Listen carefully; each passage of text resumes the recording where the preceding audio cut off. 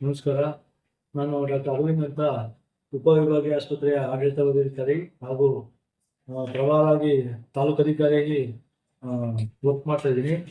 ಇದೇ 28 ಒಂದು ನಡೆಯುವ ರಾಷ್ಟ್ರೀಯ ಕಾರ್ಯಕ್ರಮಗಳಲ್ಲಿ ಒಂದಾದ ಪಲ್ಸ್ ಪೋಲಿಯೋ ಕಾರ್ಯಕ್ರಮ ಈ 28, 29, 30 ಸಾರ್ವಜನಿಕ ನಮ್ಮ ತಾಲೂಕಿನಲ್ಲಿ ನಡೀತದೆ.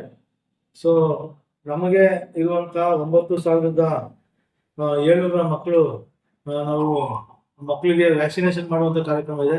ಇದು 0 to 5 years ಮಕ್ಕಳಿಗೆ, ಎಲ್ಲ ಮಕ್ಕಳಿಗೂ ಕೂಡ, ಪ್ರತಿಯೊಬ್ಬರು ಕೂಡ ಎಷ್ಟೇ ಬಾರಿ ನೀವು ಲಸಿಕೆ ಹಾಕಿದ ಮಕ್ಕಳು ಕೂಡ ನೀವು 2 ಬಾರಿ ಹಾಕ್ಸಿದೀನಿ 3 ಬಾರಿ ಹಾಕ್ಸಿದೀನಿ ಇಲ್ಲ. 0 to ಅಂದ್ರೆ ಹುಟ್ಟಿದ ಮಕ್ಕಳು 5 ವರ್ಷದ ತನಕ ಕೂಡ ನೀವು ಮಕ್ಕಳಿಗೆ ಒಂದು ವ್ಯಾಕ್ಸಿನೇಷನ್ ಹಾಕುವಂತ 2 ಡ್ರಾಪ್ ಹಾಕುವಂತ ಒಂದು ಕಾರ್ಯಕ್ರಮ ನಾವು ಹಮ್ಮಿಕೊಂಡಿದೀವಿ. ಸೊ ಇದು ನಮ್ಮ ತಾಲೂಕಿನಲ್ಲಿ ನಡೀತದೆ 3 ದಿವಸ. ಮತ್ತೆ 57 ನಾವು ತಾಲೂಕಿನಿಂದ 57 ಬೂತ್ ಮಾಡಿದ್ದೀವಿ. ಸೊ ಅಲ್ಲಿ 117 ನಮ್ಮ ಕಾರ್ಯಕರ್ತರು, ಅದು ಅಂಗನವಾಡಿ ಮತ್ತೆ ಆರೋಗ್ಯ ಇಲಾಖೆಯ ಆಶಾ ವರ್ಕರ್ಸ್ಗಳು, ನಮ್ಮ PSCOs, ಹೆಲ್ತ್ ಇನ್ಸ್ಪೆಕ್ಟರ್ಗಳು ಎಲ್ಲ ಸೇರಿ ನಾವೊಂದು ಟೀಮ್ ಮಾಡ್ಕೊಂಡಿದ್ದೀವಿ. ಒಂದೊಂದು ಬೂತಲ್ಲಿ 4 ಜನ ಬೂತ್ ಇರ್ತದೆ, ಒಂದು 4 ಜನ ಟೀಮ್ ಇರ್ತದೆ. ಆ ಟೀಮ್ ಮುಖಾಂತರ ಭಾನುವಾರ ಬೆಳಿಗ್ಗೆ 8 ಗಂಟೆಗೆ ನಾವು ಮಾನ್ಯ ಶಾಸಕರ ಒಂದು ಅಧ್ಯಕ್ಷದಲ್ಲಿ ನಾವು ಇಲ್ಲಿ 8 ಗಂಟೆಗೆ ಸಾರ್ವಜನಿಕ ಆಸ್ಪತ್ರೆಯಲ್ಲಿ ಉದ್ಘಾಟನೆ ಮಾಡ್ತೀವಿ. ಅದೇ ರೀತಿ ಎಲ್ಲ ಕಡೆ ನಾವು ಎಲ್ಲ ಮೆಡಿಕಲ್ ಆಫೀಸರ್ಸ್ಗೆ ಆಲ್ರೆಡಿ ನಮ್ಮ ಮೀಟಿಂಗ್ ಮಾಡಿ ಒಂದು ಮಾಹಿತಿಯನ್ನು ಕೊಟ್ಟಿದ್ದೀವಿ. ಎಲ್ಲ ಕಡೆ 8ರಿಂದ 8:00 ಪಲ್ಸ್ ಪೋಲಿಯೋ ಕಾರ್ಯಕ್ರಮ, ರಾಷ್ಟ್ರೀಯ ಕಾರ್ಯಕ್ರಮ ಶುರು ಆಗಬೇಕು.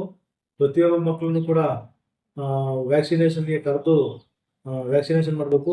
ಈ ಪಲ್ಸ್ ಪೋಲಿಯೋ ಕಾರ್ಯಕ್ರಮ ಏನಕ್ಕೆ ಮಾಡ್ತಾರೆ ಅಂತ ಅಂದರೆ, ಯಾವುದೇ ಮಗು ಪೋಲಿಯೋ ಮುಕ್ತ, ಪೋಲಿಯೋಗೆ ವಂಚಿತರಾಗಿ ಮಗು ಕಾಲು ಹ್ಯಾಂಡಿಕ್ಯಾಪ್ಟ್ ಆಗೋದೆಲ್ಲ ಆಗಬಾರ್ದು.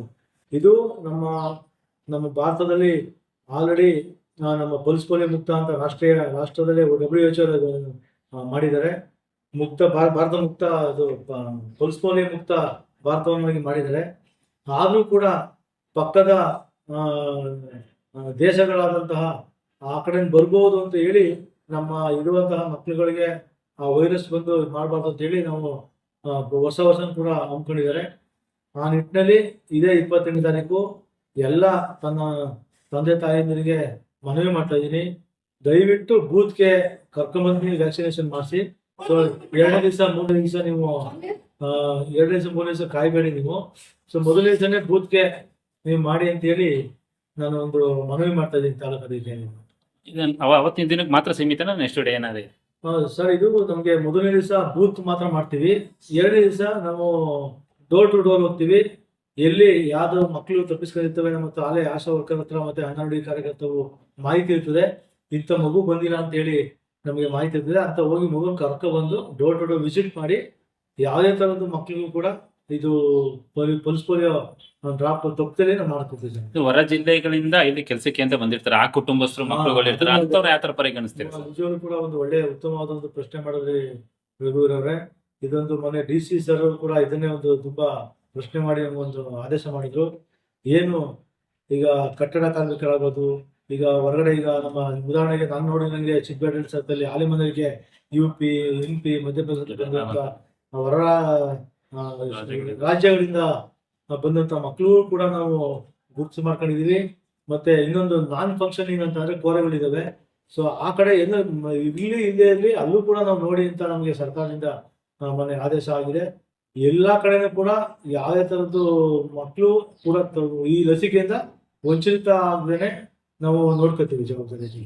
ಇನ್ನೊಂದು ಹೊರಗಡೆ ಒಂದು 3 ಬೂತ್ ನಾವು ಮಾಡ್ತಾ ಇದೀವಿ. ಒಂದು KSRTC ಬಸ್ ಸ್ಟ್ಯಾಂಡ್, 2 ವೇಣುಗೋಪಾಲ ಸ್ವಾಮಿ ಟೆಂಪಲ್, ಪ್ರವಾಸಿ ಕ್ಷೇತ್ರ ಅಂತ ಹೇಳಿ, 3 ರೈಲ್ವೆ ಸ್ಟೇಷನ್. 3 ಕಡೆನೂ ಕೂಡ ನಮ್ಮಲ್ಲಿ ಬೂತ್ ನಾವು ಇಡ್ತೀವಿ. ಅವತ್ತು ಯಾವುದೇ ಟ್ರೈನಲ್ಲಿ ಬರುವ ಮಕ್ಕಳು ಆಗ್ಬೋದು, ಈಗ ಭಾನುವಾರ ಆದ್ರಿಂದ ಪ್ರವಾಸಿಗರು ವೇಣುಗೋಪಾಲ ಸ್ವಾಮಿ ತುಂಬಾ ಬರ್ತಾರೆ, ನಿಮ್ಗೆ ಗೊತ್ತಿದೆ. ಸೊ ಅಲ್ಲಿ ಬಂದಂತ 0 to ಮಕ್ಕಳಿಗೆ ನಾವು ಕೂಡ ಅಲ್ಲೇ ವಾಲಂಟಿಯರ್ಗೆ ನಾವು ವ್ಯಾಕ್ಸಿನೇಷನ್ ಮಾಡ್ತೀವಿ. ಮತ್ತೆ ಬಸ್ ಸ್ಟ್ಯಾಂಡ್ ಅಲ್ಲೂ ಕೂಡ ಈಗ ಬಸ್ಸು ಯಾವುದೋ ಊರು ಹೋಗ್ತಾ ಇರ್ತಾರೆ, ಆ ಟೈಮಲ್ಲಿ ನಿಲ್ಲಿಸಿದಂಥ ಮಕ್ಕಳಿಗೆ ನಾವು ಅಲ್ಲೂ ಕೂಡ ವ್ಯಾಕ್ಸಿನೇಷನ್ ಮಾಡಲಿಕ್ಕೆ ನಾವು ಸಿದ್ಧತೆ ಮಾಡ್ಕೊಂಡಿದ್ದೀವಿ.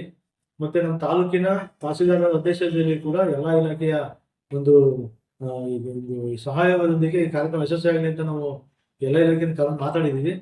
ಸೊ ಎಲ್ಲ ಇಲಾಖೆಯಲ್ಲೂ ಕೂಡ ಸಹಕರಿಸಿ ಈ ಪ್ರೋಗ್ರಾಮ್ನ ಯಶಸ್ವಿಗೊಳಿಸಬೇಕಂತ ಕೇಳ್ಕೊತಾ ಇದ್ದೀನಿ.